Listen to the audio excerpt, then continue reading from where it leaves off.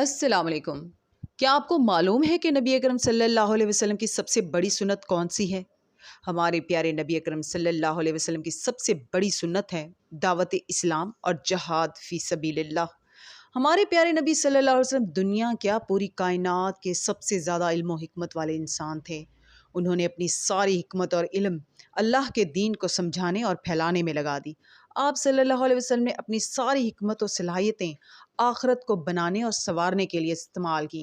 हम उस शख्स को अक्लमंद समझते हैं जो दुनिया में बहुत पैसे वाला है और दुनिया को संवारने में अपनी सारी सलाहियतें और इल्म और हिकमत इस्तेमाल कर रहा है। अगर हम वाकई अपने प्यारे नबी सल्लल्लाहु अलैहि वसल्लम की उम्मत हैं तो अपनी तमाम तर इल्म और हिकमत अल्लाह के दीन की दावत और आखरत को संवारने के लिए इस्तेमाल करें। ए अल्लाह, हमें अपने नबी सल्लल्लाहु अलैहि वसल्लम की बाकी सुन्नतों के साथ साथ इन दो बड़ी सुन्नतों पर अमल करने की तौफीक अता फरमा दे। आमीन। आज का सबक शुरू करते हैं।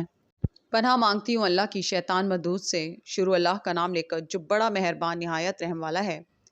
हाँ, जिन्होंने तौबा की और अपनी हालत को दुरुस्त कर लिया और अल्लाह की रस्सी को मजबूत पकड़ लिया और खालिस अल्लाह के हुक्म बरदार हो गए, तो ऐसे लोग मोमिनों के साथ होंगे और अल्लाह अनकरीब मोमिनों को बड़ा सवाब देगा। अगर तुम लोग अल्लाह के शुक्रगुजार हो और उस पर ईमान ले आए तो अल्लाह तुमको अजाब देकर क्या करेगा? और अल्लाह तो कदर शनास है, दाना है।